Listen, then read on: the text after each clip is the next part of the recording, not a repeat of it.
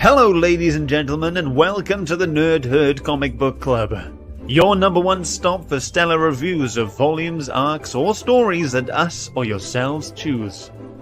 You can find us live every Wednesday on YouTube, Facebook, and Twitch, and the replay on all podcast networks. Take a seat, get yourselves and your opinions ready, as it's time to join the herd.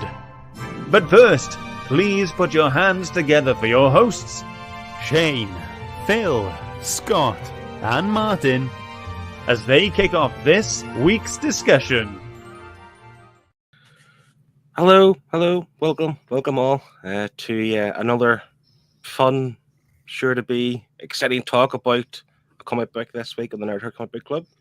Thank you for everyone who's joining us live, thanks for everyone who's watching the replay, and thanks for everyone who listens on the podcast. Just a bit of a tangent, actually, came into my head, so I want to say it. I read today that there's like 4 million podcasts worldwide. Yeah. And half of them have 3 or more episodes, and 720,000 of them have more than 10 episodes. We're in like 130 something, and we're here every week, every Wednesday, without fail. We're like in the top 25%. We must be, surely. That's great for us and great for you guys, the listeners. We got so much content. Quality content. And more to come. If you are new here, you come across this on YouTube, you come across this on Instagram, there's a whole back catalogue of podcasts and books we've read and live streams and celebration parties and all sorts of stuff. The Nerd Herd Omnibus, if you will. Oh, I like that. I like that. Yeah, see.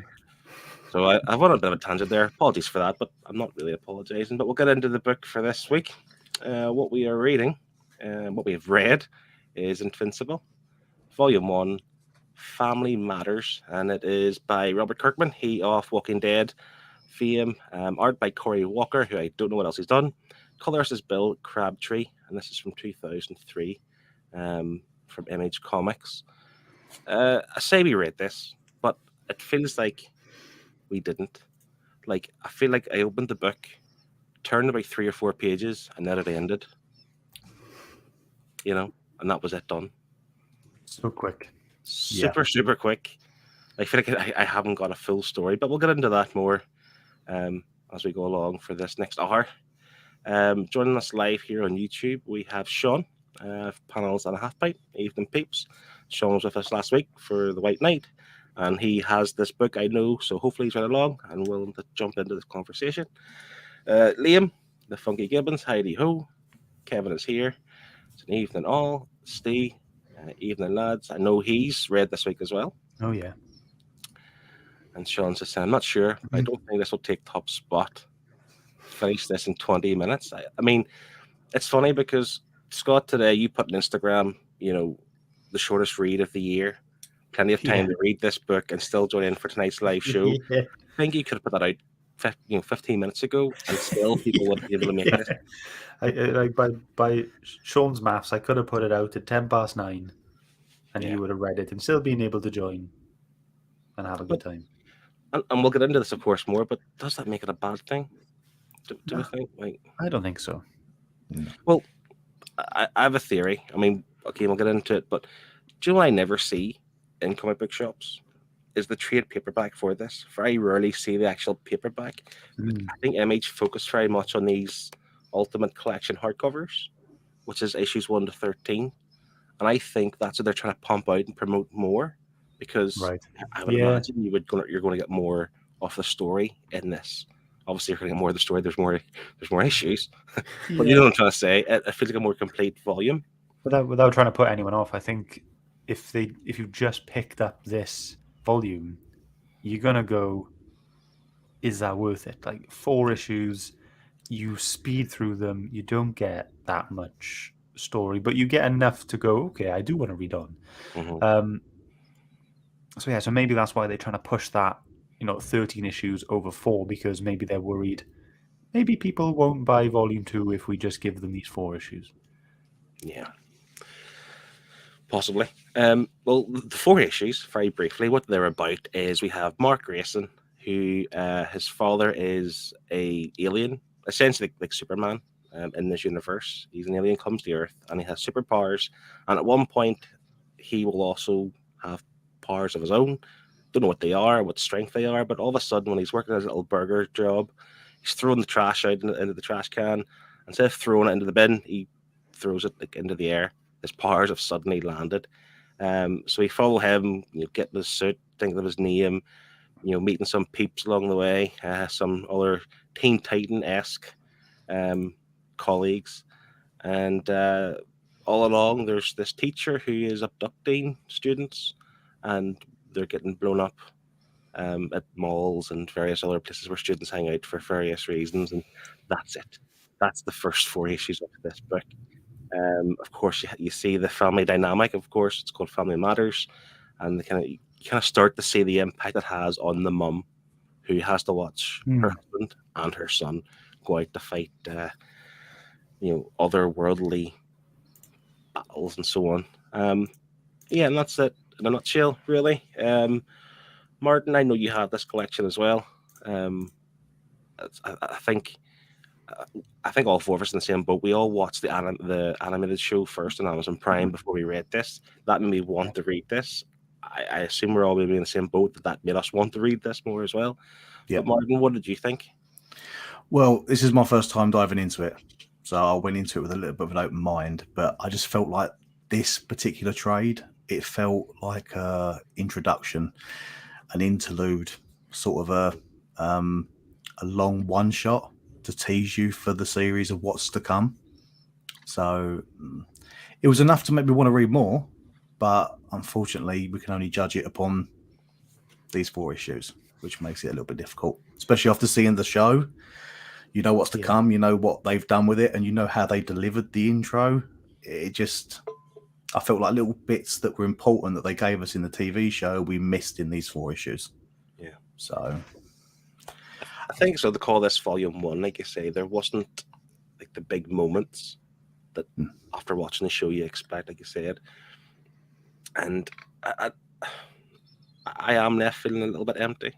And I also struggled to not read past issue 4, because we could have easily done that. Like 25 minutes. Could have had this whole book knocked out, the whole 13 issues. But the problem with that is our score, our judgment might be skewed because of that. So you're right, we're only judging the first 4 issues. So disclaimer, if it doesn't sound that good from what we're saying, don't listen to us this time. Go and read more issues, then make a judgment. I think you were correct, Phil, when you said that they're not giving the trades out anymore. They're pushing the OHCs, they're pushing the compendiums. They've announced the library editions, which are 2 of the OHCs together. This is something I think you're going to experience a hell of a lot more content from, the better story from the more you read. This is why I think you're not seeing the trades anymore. And the fact that there's 144 issues plus spin-off, series as well. Like, there's obviously something here. I don't think this volume does a good job initially of showing that. Shane, you're very quiet. I'm trying to be nice. Don't say anything at all. Is that the? It was a ridiculously quick read. I didn't expect it to be this quick. I mean, you open it and it is nearly 200 pages. Like when you open it, and you think, okay, I'm down for a good hour of reading here, but it just flies by. There's just not a lot happens, which I was surprised by for a first trade, even a first issue, really. I mean, I know he gets his powers and blah blah blah, but it just didn't feel like.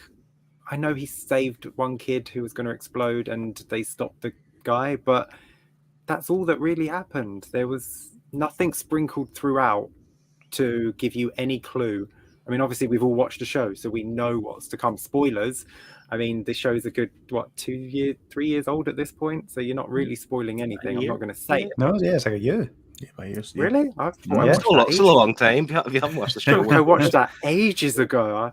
But like, you know what's to come, and none of that was sprinkled in this book. Not with a look, not with a phone call or a secret rendezvous, or anything at all to sprinkle anything about Omni-Man throughout the book. Until the last page. the last page was actually the best part of the story. Oh, that freaks me out. I've got it open right now, and I'm just like, I don't like this last page. It makes me feel weird. Why? Just because of like how traumatic Omni-Man's experience sounded, and then his wife just goes, "Oh, that's nice. Who's ready for dessert?" And like, for some reason, that chilled me. Like, I was like, "This family is tapped." And it's because of that, though, makes me think that there's obviously more to come with this. That she's like numb to this, the idea that her husband and now her son's going to fight crime or whatever else. Like, she's numb to the whole thing, but really inside she's screaming out loud. Yeah, like, you know, I kind of felt like this unhinged kind of feeling going on. Like, the only other time in this book that I felt that was when they found one of the boys with the bomb on. He had 1 second to go on it, and Omni-Man just threw him into the sky and let him blow up and carried on. And I'm like, that's so like messed up.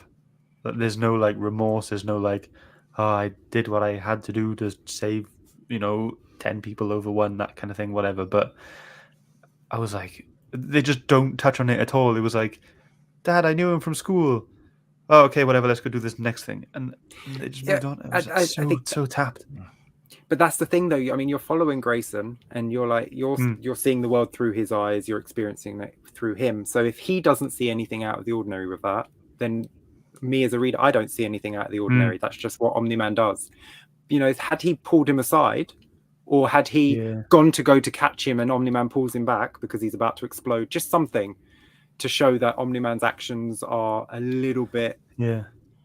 But I like the wait there. Let me get it. Let me get it. I like the interpretation in this one in that scenario, to be honest, because I like that nothing happened around that scene. It was just this happened and off it went, and for me, then I was like, oh no, like this is a bad guy. Yeah, but see, for me, Grayson is meant to be the good guy. He's meant to be the hero that you root for. And if he doesn't care, if he's okay with just throwing people away to explode, because damn well Superman would not have done that. Superman would not be okay with that and would not have done that. Yeah, but he's only had his powers for like 2 weeks or something at this point. No, but he's known his dad is a superhero for X amount of years. He was a little kid when he told him. So he would know, and he would know the difference. He would know right from wrong. He would know that it's not okay to throw someone into the sky who's about to explode. But then he does it himself at the beginning of the book. And he was the bad guy. But again, Superman would never do that. Superman would never throw Lex Luthor into the sky to explode. He should, though. Yeah, he should. The heroes don't do that. He's got a bad role model, isn't he? Just want to say hello. Connie has joined us. Zup Nerds. You can use that this week because I host and I don't need to do that. So she is saying that it felt like book 0 of Firepower, a good intro to the world that didn't actually give any real depth. I'll read on, but if I didn't know such good things about the story, I wouldn't. And this is the thing. That's what I'm clinging on to as well. Like the fact that there's 144 issues, the fact that there's an Amazon Prime show, the fact that there's a lot of people within the community whose opinions I trust rate this book makes me want to read on more than this book itself, if you know what I mean. Like I'm expecting more down the line, but if you give me this volume on its own and I knew nothing about it and said read this, I don't think I would read on. If my maths is right, we have read less than 3% of the whole story. Wow. I'm not going to do the math to verify that, so I think that's right. It sounds good. Yeah, but if you were reading it as single issues, like how would you feel then? If you picked up the first issue and then you picked up the second and you got to the third, like would you continue? Would you have back in 2003? So it's hard to judge. Like by today's standards, if I was reading this book today, I wouldn't have continued. If I had picked up issue 1 off the shelf, I probably wouldn't have got issue 2, if I'm being honest. But back in 2003, with the selection that we had back then, then of like how many, like, I don't know what Image Comics was like back then. You know, did it have much coming out? Well, exactly. So that's what I'm saying. So we didn't have much choice outside the main two. So back in 2003, you're kind of forced to stick with it. When was The Walking Dead? Was it the late 90s or was it early 2000s? Well, you guys know, top of your head. I'm just Probably thinking would have been just before this. Yeah, because Robert Kirkman would have been a name at this point. And Robert Kirkman, if you've watched the documentary on him, like he was like a fan who approached, I think, Eric Larson with a story about zombies and aliens, and got on to like the Image board.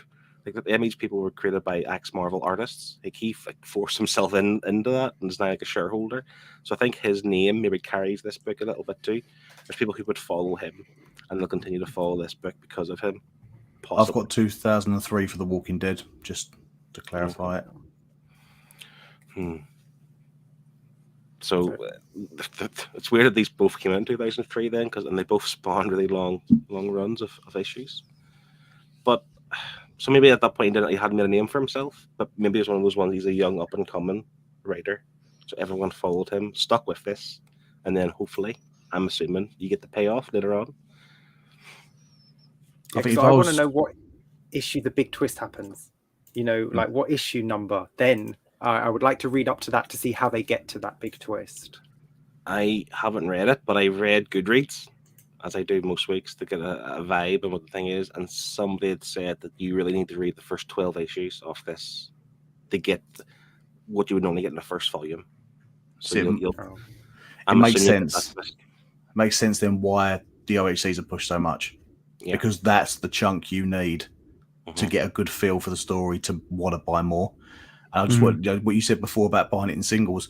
If this was the only superhero book that you were going to get outside the big two, you know, for something a little bit fresh, you know, you would have given it a little bit of a go, you know, 10, 20 issues maybe, if the story progressed, you know, and obviously if it does pick up around 12. Yeah, but that's a whole year. Imagine waiting a year for a twist to happen in a book. Like, that's a long time. Speaking of the twist, Liam is spreading rumors. Is it true that the publisher pushed the creators to move the twist forward because readers were losing interest? And Kevin said he heard this. Whether it's true or not, possibly. And I can see by if you're reading single issues that you would get quite bored with this if nothing was happening. You give it a few chances, but then you think, give me something to get my teeth into. And maybe that's why they did push it forward. But we can't talk about that because it didn't happen in these first. So, yeah. Steve is saying he heard somewhere the first season of the show was based on the first hardcover volume. Hope so. I mean, that will give us what, like 12? Is there 12 books or 10 books? 12. 12. I guess like 12 seasons of the animated show. That'd be great. 12. Some more comments here. Sean saying there was no real substance to the story, in all honesty. But Kevin saying it felt like old school superhero books to begin with. Like you could pick up a single issue and get the story straight from the off. I totally agreed with Connie. And I even thought of that myself before she put the comment up, so she beat me to it. But yeah, to me, this was like a pilot episode. This was like book 0 of Firepower. It's just like some sort of prelude, you know, something to, you know, just introduce you to the characters and a little bit of a gist of the kind of things we may come up against, and then stuff like that. So I'm assuming the whole twist with Omni-Man comes later on, and that was planned, and that wasn't like, you know, going, oh, I'll just write this in. That's a good idea, you know.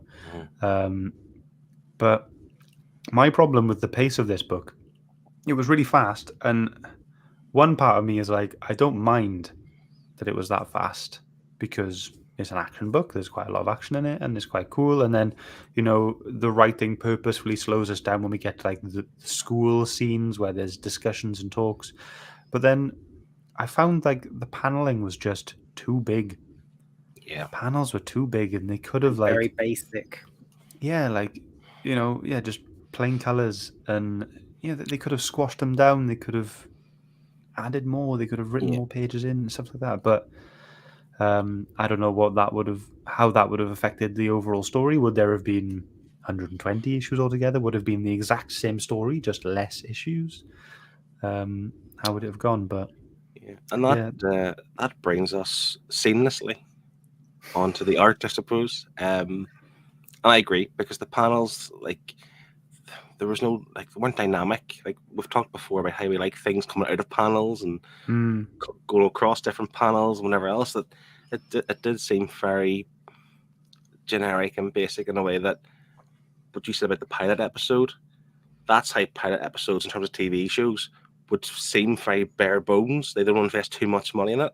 And then once it becomes a hit, then they put the money into it. I feel like this is maybe that. Like, they're not trying at the minute to put too much into the book. They just want to get something over the line to get people intrigued enough to buy more issues. And I think, was it before we came live, we talked about the change of artist. So Ryan Ottley is known for being the main artist on this. Of course, he didn't do any of this because Cory Walker does these. Is it the first 8, did you say, Martin? First 8 7. First 7 issues. And then Ryan Ottley comes in. I believe Ryan Ottley draws the entire series right to the end. And, you know, I'm a fan of Ryan Ottley for what his more recent Marvel stuff anyway. So I'm already looking forward to the change of artist. Not that I think this is bad. I just think knowing what Ryan Ottley does and the fact that we know he does the rest of the series, I just want to get to that point now. Do you know what I mean? But overall, like you mentioned, the big panels, the kind of bland colors. What were your guys' thoughts? It was like, you know, you could buy those comic books that are just blank and you can draw your own comic book inside, and they're just 6-panel pages throughout. That's what it felt like. Like someone just bought a paint by numbers blank comic book and just kept it as 6x6 panels and kept everything square and flat and central on the page. There was nothing spectacular about the layout or anything in this book visually for me. Kev is maybe dropping knowledge bomb here. He says his fact about the artwork was this was spec work for Cory Walker, so he wasn't being paid. That's why the art may not have been so great. It was good enough, you know. Yeah, it was Wasn't good bad. enough. Yeah, I mean, if it's free, I'd take art like this for free. Yeah. but maybe that is the case. Like, well, I'm not going to do everything for free. I'm going to leave my best work for my paid work. You know, so that could possibly be an excuse that I'm okay with. Pete, Triple G Comics is here. So what up, nerds? Hey, Pete. But yeah, what I've written down, and I think we mentioned it before too, with the art, is the 2 dotted eyes happens quite a few times, and I know Shane is a huge fan of that. That's Loves it. You just draw literally 2 dots for eyes, and that's it. And the noses, not every nose, but most noses had like this little circle, like at the tip of the nose, and once you see it, I couldn't unsee it, and it really annoyed me. Oh, come on. I didn't. I just now noticed this. Yeah. Every finger, every knuckle, every elbow is a spiral. Just a spiral. But is that what Kevin's saying there about not getting paid? Is he just kind of like winging it and just kind of doing things quickly to get something on paper? You know, that kind of way, rather than putting his best effort into it? Or maybe I'm just, talking out loud here. If he did put better work into it, he might have been kept on for the entire series. Yeah, I mean, if this was his spec work, if he was doing this to get attention of his artwork, then you would want to put your best foot forward, wouldn't you? Even if you're doing it for nothing. If it will lead to more work, you'll do as good a job as you would on any other paid job. Because if someone looked at that and said, he's doing this to get attention, and you look at it and you go, well, I then don't want him on my book. I'll find someone else, someone who's willing to put a bit more work in. But if he, Alex Rossed it every page, and you'll be like, wow, he did that for free. What's he going to do when I pay him per page? Kev said he could have had other paid work to do at the same time. This is possible. You have to get your priorities correct, I suppose. In all fairness, like the artwork, again, and it's hard not to compare it to the animated show, but it's kind of what I expected for the majority of things we're looking at here. Obviously, the noses and the 2 dotted eyes and things like that are really off-putting. But other than that, it was okay. It was fine. Martin, I agree. Yeah, but yeah, passable. It wasn't. I wasn't expecting to be blown away, but I was expecting. Now you're pointing little things out like the squiggles, and I kind of see it now. It's actually bugging me now while I'm flicking through some pages. It's just, you sitting there, I'm just looking at them now. It's just seething. Yeah, it's just. It's just I understand Kev's reasoning, like the justification for that, but I bet he's obviously kicking himself now, considering how popular this series went to the point where he got its own animated series. Maybe if you put a bit more effort on it, he would have got past 7 issues. Yeah, I mean, if anyone in the chat happens to know why they changed it, was to do with the fact that they just preferred someone different to do it, or was there any other issues? Let us know if you happen to know. Just drop a comment. I didn't like this up beforehand. I just assumed that they wanted better artists, and Ryan Ottley is slightly better than this, in my opinion.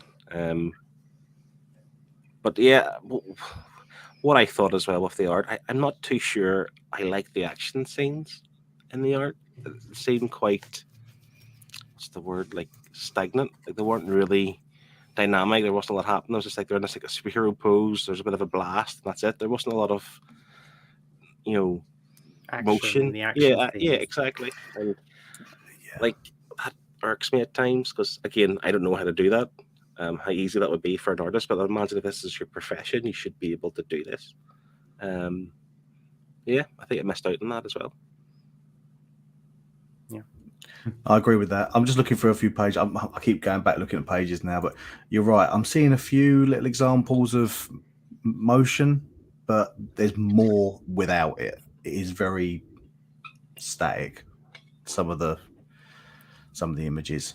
reminds me You're of looking at more. Saga. I think that was one of my biggest gripes with the artwork for Saga, is how still everything felt. Saga's a cut above this, 2 cuts above this. To be fair, I think Saga art is really, really The good. art was nice, but it was just very still. Even when they were moving, it just felt like a pose. It didn't feel like actual movement. Yeah. Scott, you've been quiet again. You're looking at the.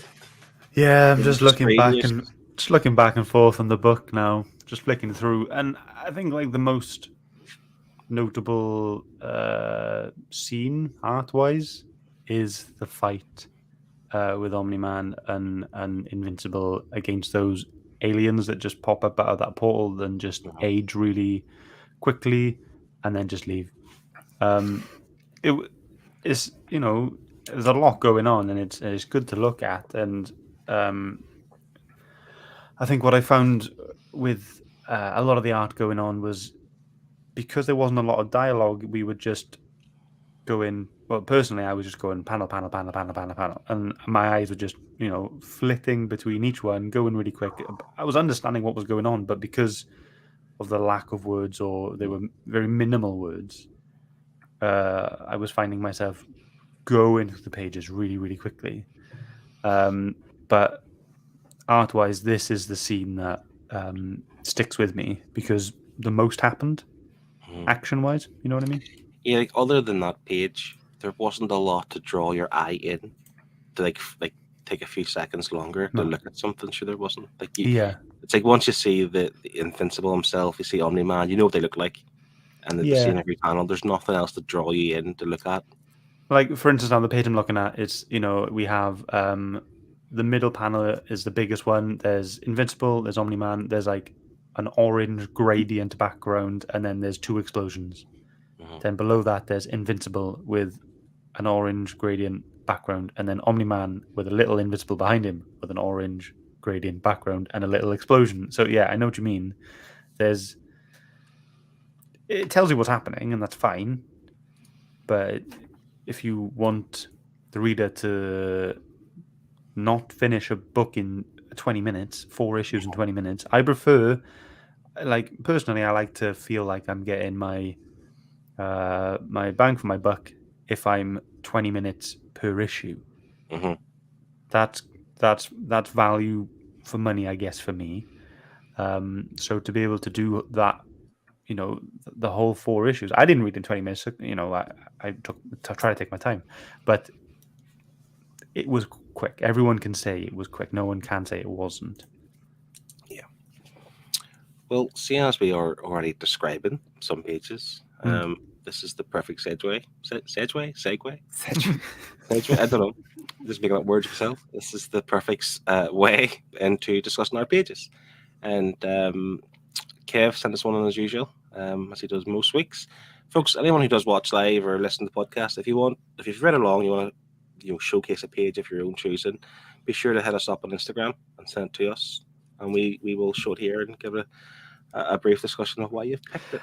We're also available on Facebook Messenger as well. Nice. Mm-hmm. Does Kev give reasons, Scott? Yeah, very little reason. Very quick. Well, this is Kev's. This is one of the fight scenes as we spoke of. So, this was in that fight scene, that I was talking about. And Kev says, this page just felt like a fun Jack Kirby-esque superhero action scene. Yeah, you can see that. Yeah. Like the big jaw as well. Yeah. I love all the sound effects. Yeah, I'm loving the lettering. But really I'm cool. not loving the lack of detail behind. I know they're out in the middle of nowhere, but a cloud. Yeah. Maybe a plane in the How background. about some explosion clouds? You have some explosion clouds. Yeah, but I think that's the theme throughout the whole book. Like, this is probably the most detailed. I'm trying to think of any other scenes. Maybe the scene whenever Omni-Man was given his kind of backstory, there was maybe more detail in the background, go through the city and stuff. But other than that, this is what you get through the most of the book, just kind of plain, bland backgrounds. Even when they're like in school and they're in the house, whatever, they do seem very, like there's a lot of blank space that could be utilized in some way, without being crowded, of course, but still. Shane, talk about bland backgrounds. You went for a blue color, a blue tone. I did, but I picked it because of the actual page and what's happening. I like seeing someone enjoy their powers. You don't see it enough. Someone just having fun, just grateful for his powers. He's not whiny. He's not complaining that he's now got this responsibility. He's having fun and he's flying and he loves it. And I appreciate that. You don't see that enough nowadays. Yeah. And for the guys watching live on YouTube, if you want to know what I was talking about with the nose, look at the bottom panel. Like this extra squiggly line at the tip of his nose. This was quite prevalent throughout and quite a few characters too. And I just don't know why. Like what? Like what's the reason? And his elbow in the top panel as well. You can see the spiral on his elbow. I like this page too. I like the tone of it. Like the thing, it's cool. Like see enjoying his powers for the first time. But like those squiggly lines, come on. I don't know why. They just kind of ruin it for me slightly. Yeah, great page. Martin. Oh, hold on, 2 seconds. Martin, another fight scene. Yeah, I like this page because this is one of the first ones where you see him in his first homemade suit that he makes. I like when you see a superhero story, you see that build up of the character becoming that character that you're getting to read at the end. So this is his first time out wearing his homemade suit. It gives me like a little bit of Spider-Man Homecoming where he's in his like jumper and that's what I got from this. I like the action. You get to see a few words in there, which is a lot more detailed than some other pages. We've got a little bit of background. We've got a fence. There's a building. There's a little bit more than blank space. He drew wooden panels. Well, we did say give us something, but see the bottom panel, and I'm a big fan of Daniel Warren Johnson, and those kind of action lines that he's drawn in just reminds me of Daniel Warren Johnson. He likes that a lot with the kind of big sound effects as well. Not quite in the same power as Daniel Warren Johnson, but still, this is a cool page. What was this guy's name again? He doesn't get named in this, does he? No. He's used the sound effect thum twice on the same page, and that's a bit of a no-no for me. If you can't think of 4 sound effect names on one page. He's moved the O's. It's different. It's still. Well, that's because he couldn't fit it. But that's because he couldn't fit it. If you look, he's realised that Invincible is standing too close. So he's like, "Oh crap! I'll have to just twist it in." I've Could have always changed it to Boom, but I've always wondered, maybe Kev can answer this for us. Like, so the sound effects, is that part of the art and the pencils and ink, or is that the letterer does that? Do you know? I Great never really It's got thought to about be this. art. It's behind stuff, so it's got to be the art, surely. That's what I would think. But like you're saying, if he didn't fit this in, like surely if he's drawing the whole thing, he would like portion it correctly. It's kind of like where you have like you want to write some big, if I want to write something really big on my piece of paper, massive letters, and I start really confidently, and as I'm going along, everything just gets smaller, so I can squeeze in everything. Slanted and stuff. Yeah, maybe that's what had to happen. possibly. But no, I mean, again, this is one of the very few pages that actually had some detail in the background, so well picked. Scott and I went for the same page. Yeah, boy. Scott, you take it away.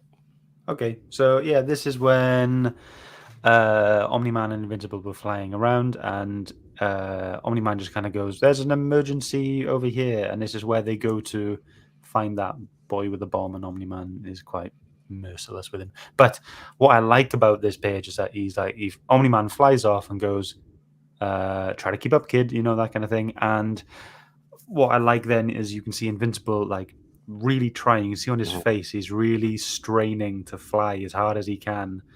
And his dad's, not that far away, probably like 20 meters away. And then next panel, it's closer up. It's he's straining even more, and his dad is now 40, 50 meters away, and I like that we had that kind of strain and then distance and then more strain and then more distance, and it just shows the power level, I guess, between Invincible and Omni-Man. Even though at this point I think Invincible had just been, he's had his powers for like a month or something at this point, 3 weeks to a month.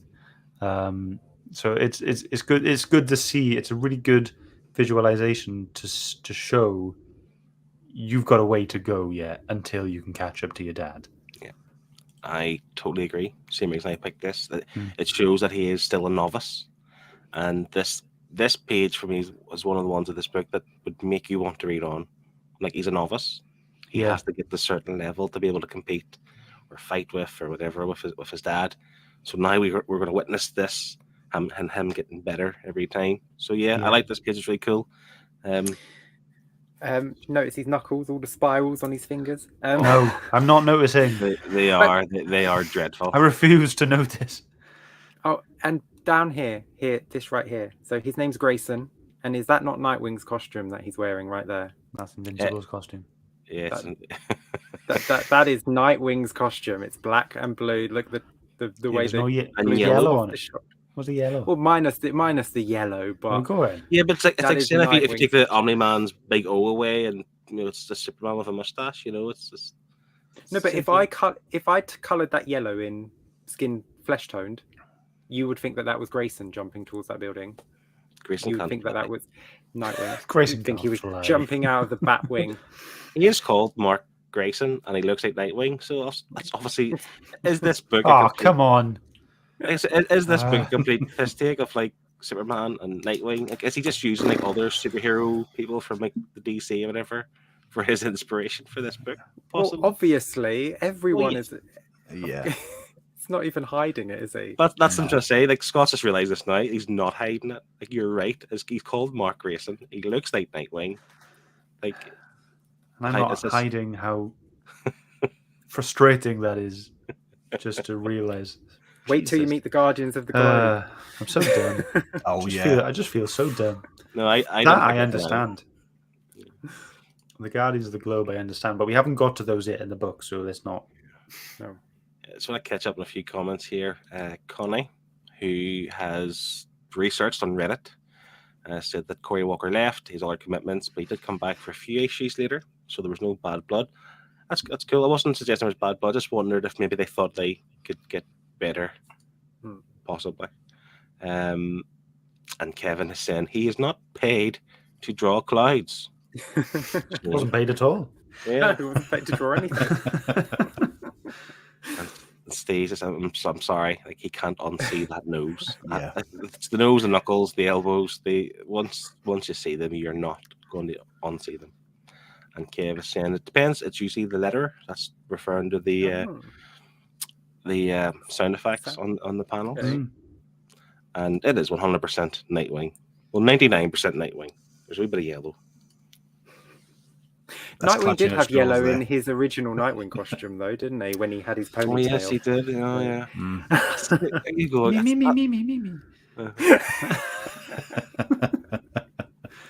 Sorry, I'm just annoyed at myself. Nothing against you. So, I think we're all very much in the same boat. I think we like this, but there's a lot missing. And I don't know why they chose to do this kind of mini arc as the first. I thought we would have got something bigger. Like, we know the twist and stuff. Like, why can you do it in the first 6 issues, not be your volume 1? Like, the guy who turns out to be the kind of main villain, the main antagonist in this first volume was a teacher, who I forget his name, who actually came across really nice. Like, quite liked him whenever he first appeared. He was teaching a class, and he basically cracked jokes about Grayson and Samantha, who's Adam Eve, is now a hero, and how they were in like boyfriend and girlfriend type of thing. And it was funny. I liked it. And then he obviously became the bad guy, and his motivation. His reasoning, though, was understandable. 100%, No, I don't. yeah. I'm not condoning it, but at least it was a human motivation. Yeah, and so chilled as well. I've been called. Oh, just come and have a look. This is what I built earlier. It's like a Blue Peter moment. Yeah, you know. And the fact that he I like the way like he knew who they were, and then she arrived just like, you're not even wearing a mask. Of course, I know who you are. They're terrible. The team are terrible because they put their names in their names. Because you have Duplicate, you have Rexplode, and you have Atom Eve. It's like you put your name in your superhero name. Have you never heard of a secret identity? Don't forget they're led by Robot. Just Robot. Not even like Robert Robot or something. Robbie the Robot. Robot. This volume didn't even tell us what Atom Eve's powers were. We never see her use her powers. Apart from flight, we don't see what she can do. She puts her clothes on. Really fast. Yeah. Not as fast as Invincible. Nah. He gets dressed really quick. But yeah, this, like you say, this needed more. And I think had it ended with the death of the Guardians of the Globe, that would have been like, I am definitely reading the next volume. Oh, also introduce them. I mean, they mentioned them. Maybe have them on a TV screen in the background, or have one panel of them doing something. But then have that death as the final page. You know, like Omni-Man appears and he's like, "Oh my God, the team's dead. We're going to have to figure out who did this." And then the government agents come in, and then it's like to end of volume 1. Then that's a cliffhanger. That's like, yep, I'm picking up issue 5. I need to know who killed it. Who's strong enough to kill an entire super team? See, what they could have done there is take some inspiration from Dark Knight Returns and have like a news broadcast. You know, tell about the Guardians of the Globe, and have some. Well, the mother was at home all day. She should have been watching the news to see like what's her husband's doing, but it's also telling you about the other super teams, what they're doing. Yeah, we have Thiago, I'm not really sure if I pronounced that correctly. And hey guys, he said, by the way, Scott, he's loving your post on Instagram. Ah, thanks. And he is saying that Invincible is one of his all-time favorites. And even though he understands and agrees with everything we're saying, it hurts his feelings. But it gets really fun. Hope you don't drop it. And this is the thing, I have purchased the first 5 hardcovers. I'm not dropping this. I am going to read on. I really want to buy him. Because again, listen to even the comments here, and like speaking to other people in the community who collect the books, like they really rate this title as a really standout, really good title. So it's obviously. Is it one of those things though? Is it like you buy into the hype, but then you get let down, but because you spent so much money on it, you still go, yeah, it's really great, and you're just justifying it for yourself, just like you're refusing to acknowledge your buyer's remorse type of thing. Yeah. You're like, no, I've spent £100 on this, and it's amazing. It's a really good series, and you should definitely go and do the same thing that I did, so I can feel better about myself. I mean, is that what's going on, or? It It's could not be. good. It could be, but the fact is that we don't know where these first 4 issues. That's the problem. So, I've no you- doubt this gets better. I've no doubt 100%. at all because Oh, it you know must you do, don't get a surely. TV show from a terrible comic book Exactly. series. Yeah, the TV You show know, is amazing. Yeah. The TV show is fantastic. So I've no doubt this gets better. Unfortunately, we can only judge it on these first 4 issues. Yes. So we're not judging the whole story, which will obviously get better because we know the twists are coming and they're going to be fantastic to read, you know, to see the build up in comic form rather than have it on screen. But as a volume 1, as just these 4 issues in 2023, when we have so many indie books that we can choose from with superheroes and, you know, alternate versions of Justice League and X-Men, and we have all that. In 2023, volume 1 doesn't stand up on its own. And that's all we're judging it on. We're not judging the entire story. It's just this 4 issues. And I wonder, like, for Robert Kirkman, like, why did he choose to go down this road to have it like this? Like, as a comment said earlier on, that the people above pushed that big twist. They moved it forward because they thought it was people were losing interest in it. So why is a creative choice that he waits so long to give us something? Do you think he was guaranteed a certain number of issues? Like if they told him, like, we want you to do a comic book series, you're guaranteed 20 issues. After that, it's down to sales. Then maybe he's like, right, 20 issues. I've got a 20-issue story. I can drag it out as long as I want. I know I'm getting to issue 20. But then, because it went for 144, I don't think he would have tried to drag it out for 20. Do you know what I mean? No, I'm just saying, like, if you're guaranteed a certain number of issues, you can take your time to build to any story you want. Whereas if you're working to sales, you know, after issue 6 of a book, if you haven't hit your mark, they're not bringing out issue 7. If it's not selling, you're fired. It's as simple as that. But if they told him you have X amount of issues guaranteed, and so he's like, right, I've got this 130 issue story, I can take my time telling this story. But then they came to him at issue 12 and was like, you've got to speed things up. People are losing interest. You're still guaranteed X amount, but bring the story forward a bit. What I also think, okay, so even if they want to, for this story, what we got with the teacher and the students missing and the explosion stuff, if that's your first arc, surely you could have added more to it. Give us more of the teacher.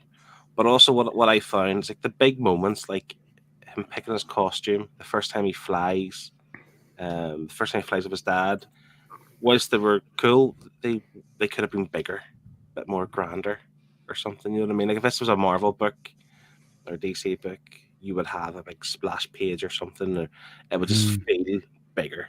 I just feel like it didn't do that here, and I could have done. And maybe if they had done that, this volume would have felt more full. His powers should have kicked in when he needed them, not when he was just using them. Like he just steps off the ledge to fly and he flies. Like no, that should have happened when he needed to fly. You know, like he's fighting someone on a rooftop and they go flying off the roof, and all of a sudden he can, you know, and his flight kicks in.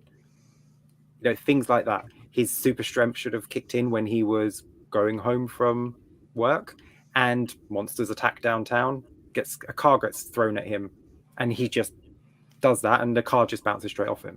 You know, something to activate his powers rather than him just get them and he just has them now.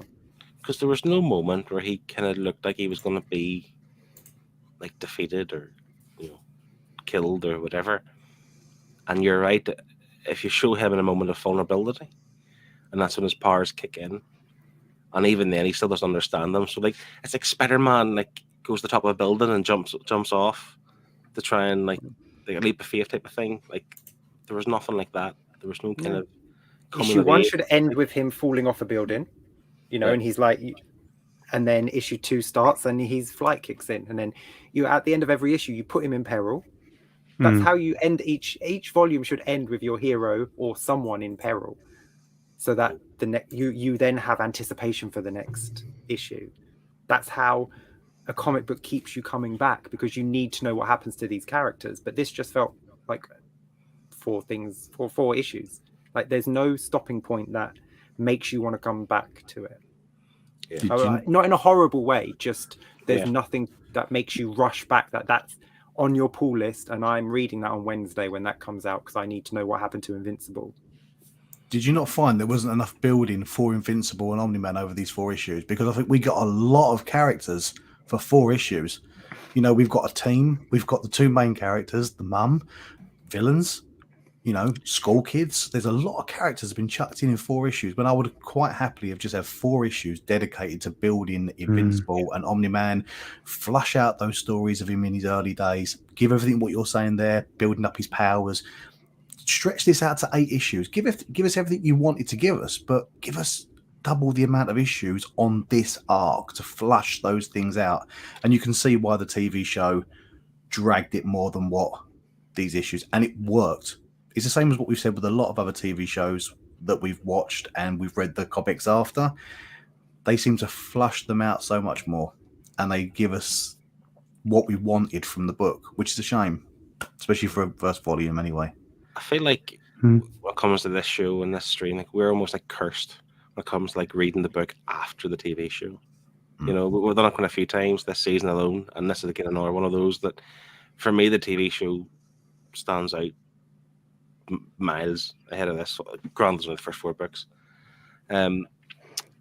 What you said there, Martin, too, with the kind of Omni-Man and father and son story, like fleshing it out, like none of the relationships would be like, even with the mum, Omni-Man, I forget the mum's name, terrible remembering details.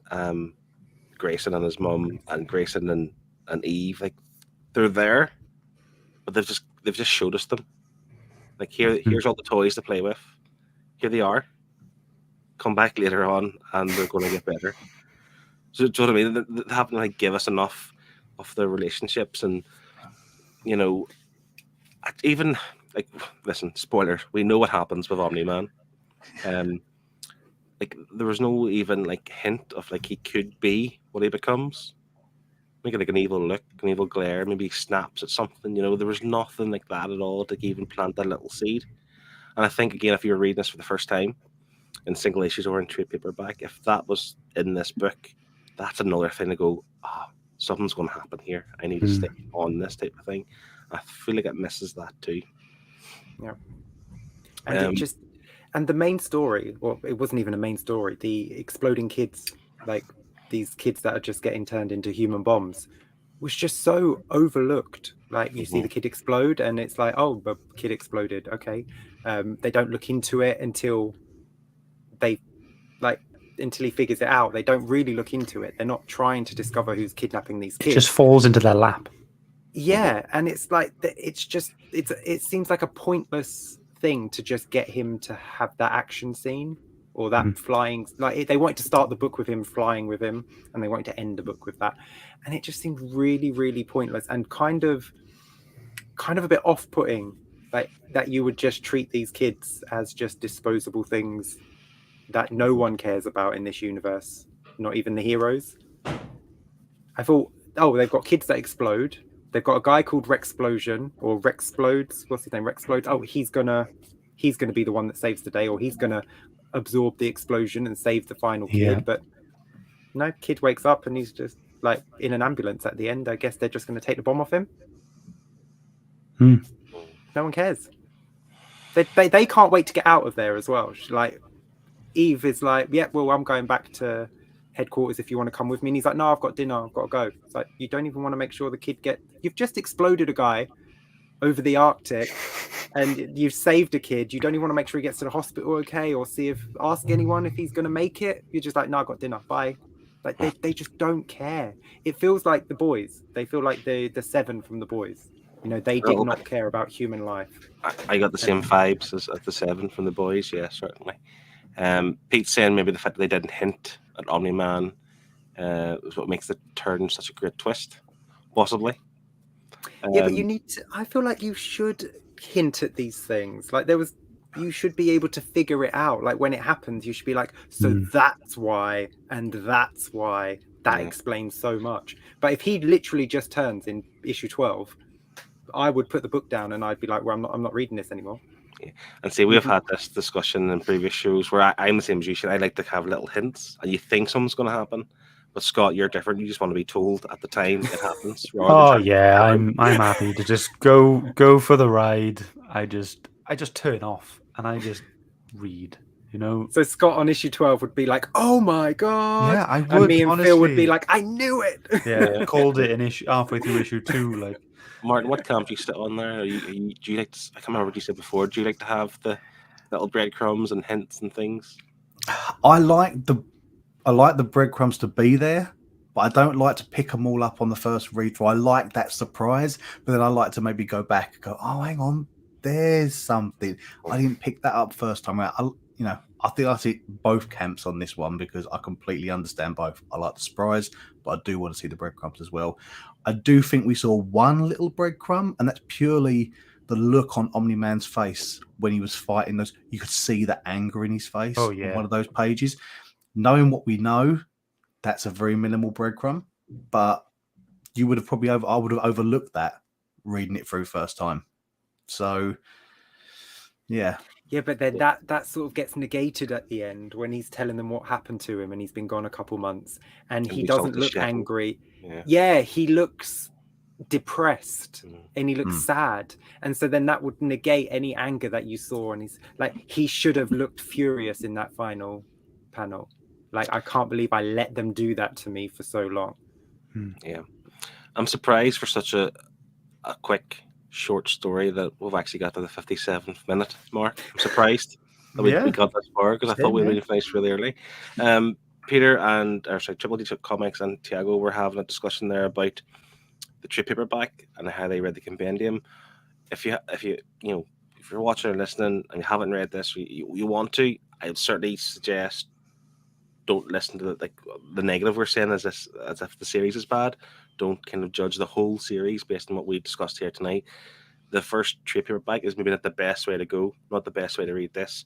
Certainly look at the oversized hardcovers, look at the compendiums, or else just read the first 3 or 4 trade paperbacks in one go. Get up to issue 12 at least before you judge it. But that'll bring an end to our discussion. Really, we just need to get our final thoughts and scores now. So, any guys in the chats, if you read along, give us your score. We will collate them up and add them with ours and see where this comes on the leaderboard. And I am not playing Funny Buggers this week because I don't think I can stand by it. So let's get to the all important verdicts. Martin, do you want to go first? Tell us first out the gate again. Oh, right, okay. No, that's all right. Just keep up left. It's only one clockwise. I think this just isn't enough. I'm judging it as a first volume. This wasn't enough. I didn't feel like I got enough of this story to really give it a proper score. Going off what you said, I feel like I've got to read the first OHC now. I have to read this to give myself a proper score of what this is, because this is really difficult for me to give a score on because it just wasn't enough. The artwork, we did say that it had its issues, but I'm willing to look past them because I feel this story is going to give me so much more. I did like the characters, even though I just didn't feel it was fleshed out enough. I've got to be really harsh with it, though, unfortunately, because we are only judging the first 4 issues. So I'm going to give this a 6.5. Nice. Cool. Shane. Same. There's not enough here. This isn't an appetizer. This is an amuse-bouche. This is like one of those tiny little hors d'oeuvres that you get, and you're like, how many of them can I fit in my mouth? More than just this one. This is, sadly, I feel really bad because I'm in the same camp as Martin. I'm going to score this harshly, but I'm only scoring issues 1 to 4, and I know for a fact this is going to get better. I 100% know this will get better. And had we read 2 volumes, if we do on sequels month maybe, or a viewer's choice, read the 2nd volume, it could even score higher. But unfortunately, judging just these 4 issues, I have to give it a 6 to be fair. Nice. Well, Scott. I thought this was a foundation. That's it. The art showed what was necessary and what needed to be conveyed for the reader to know what's happening, but there was no extra, like, there was no pizzazz, there was no little zhuzh, there was no sprinkles of detail in the background. It was, most of the time it was either a plain background or a gradient of an orange, a blue, whatever. I did enjoy what we got for the story, but obviously wasn't substantial enough. Because this was 4 issues, it kept making me think of the Power Rangers trades that I get, and they're all 4 issues long, and they leave me more satisfied than this. So we know what can happen and how if you could, that you can get a good story or a really substantial story from 4 issues. So I'm kind of basing it around that, but I am also going to give this a 6. Cool. 6. Evil. 6.5 from Martin. I just thought of an unconventional analogy, which I'm going to use. So bear with me. It's like baking a cake, right? You've got your big baking bowl. You've got your butter and your sugar and your eggs and your flour, your baking powder and your vanilla and your raisins all sitting here in little bowls. I know how to make a cake. Yeah. No, he doesn't. He wants to put raisins in it. No, I'm not going to make that, right? So far, this book, all this has done has put the butter and the sugar together, and you're only just starting to cream that up. You haven't got the right consistency yet, right? Potentially, you could throw the egg in, and it could get scrambled, right? Or potentially, you can grow or make something spectacular. Now, in issue 12, I'm going to remove the raisins and bring in chocolate chips to make a nicer cake. This is where I'm going with this. I know I told you it's unconventional, guys. Bear with me. But that's right, Matt. Yeah. So it does feel, and Scott, you actually mentioned earlier on, like a pilot episode. That's what this feels like. The foundation, the introduction, and just like those eggs and that butter and sugar creaming up nicely. We'll need to get more ingredients in there to make it an actual cake. Because so far, just a big mess in a bowl. Maybe a mess of harsh, but anyway, you know what I'm going with. So sticking with the guys here, I am also going to go with a 6. Just because I feel like 5 is too harsh, because there's enough here to want me to read on. But I don't know. I don't think I could stand over anything greater than the 6 because there's not a lot here to really judge. So that's 6 across the board. Martin, I'll say 6.5 from us guys here. We've got 4 scores in the chat. There is one from Facebook as well. Oh, is that Brian? Yeah. Okay. One from Brian. Well, the first person to give us a score was Steve. He also scored a 6 out of 10 for the first 4 issues. And pathetically, he's wrote the first 4 issues. I gather he obviously knows that he would score higher with the more that goes along. KF, same thing. These first 4 issues, he gave a 6.5. Connie has given it a 5.5. It's felt insubstantial. And Liam has given it a 6 out of 10. What did Brian score it, Scott? Can I read out his Yes, certainly. thing as well? So he says, I was shocked after all I had heard about Invincible being so amazing that this is how it started. As I read through it, I thought the hype for the book does not seem warranted. As I kept reading through, I found I was growing to like the book more. The story was simple but well paced and had moments of humor throughout. I was not a fan of the art style, and it felt like it was a Kickstarter or a Zoop release from an unknown creator. Forgetting that it's a long-running series and treating it like a new release, I would say it did enough to engage me and make me wonder what was coming next. There were a few little bits that left some questions in my mind, had a bit of an early Spider-Man feel to parts of it, just a bit more updated. 6.5. Nice. All right. We're all around the same area, which is nice. So, with the guys, the chat, and Brian, the herd average is 6.1. Add that with my 6, Scott 6, Shane 6, and Morton 6.5. That gives us an average of 6.1 again. Is that right? Do you concur, Scott? I do. So 6.1 for Invincible Volume 1. Let's see where that comes on the leaderboard, if I can find it. Does it make the top 10? I don't think it does. Not quite, but not too far off it. Obviously, we'll go into the bottom half, 6.1. Oof, it's quite low down. 16th. Is that right? Our first 6.1 of the year, of the season. Nice. Which, like disclaimer I've said before, above 6 is still a good score for any book, but I do feel like this will get better. So please don't be thinking, oh, it's 6.1, I'm not going to read that then. By all means, read the first 12 issues and then tell us what you think. So that is Invincible Volume 1. Coming up this week on the Nerd Herd, we have a bit more Invincible. So tomorrow night, 7 p.m, Kev showing us how to draw Invincible. And look at that nose. Look at that beautiful nose. Yeah, that's a good nose. Well done. This is how you draw Invincible. Yeah. That is. I had to draw Invincible better than the person who drew. And can we just point out that both of them were not paid to draw that in their respective Invincibles, and one of them did a hell of a lot better job. But if you do want to pay Kev for his video, then just like and share and subscribe. Nice. Please. Pay with love, yes. So that'll be 7 p.m. tomorrow, Thursday, the 20th of April. But next week, do we have it actually? We do. What are we reading? I wonder. Let's see.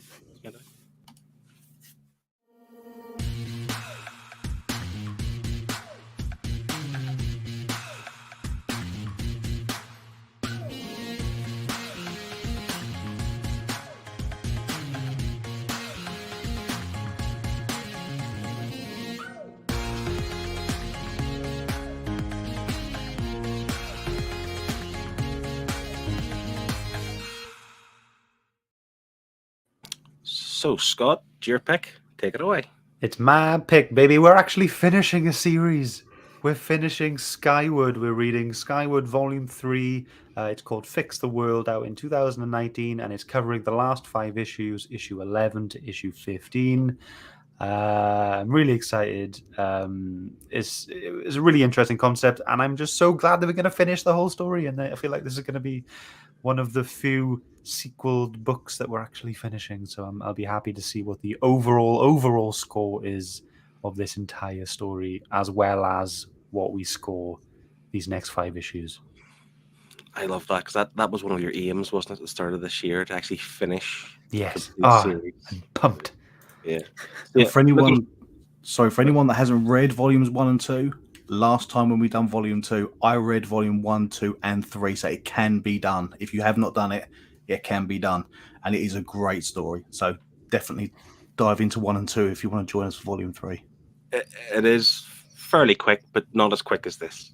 You will spend a bit more time on that than you did for these first 4 issues. So, thanks very much, everyone, for watching us live. Thanks for watching on the replay. Thanks for the listeners in the podcast. All our details and social medias are down below. Because it was mentioned that Scott has been very active this week, which is nice on Instagram. I'm not as active sometimes. But yeah, check us all out. Check out Kev's video tomorrow. And we will see you next week for Skyward Volume 3. Get your waves out. Bye. Bye, everyone. Love you.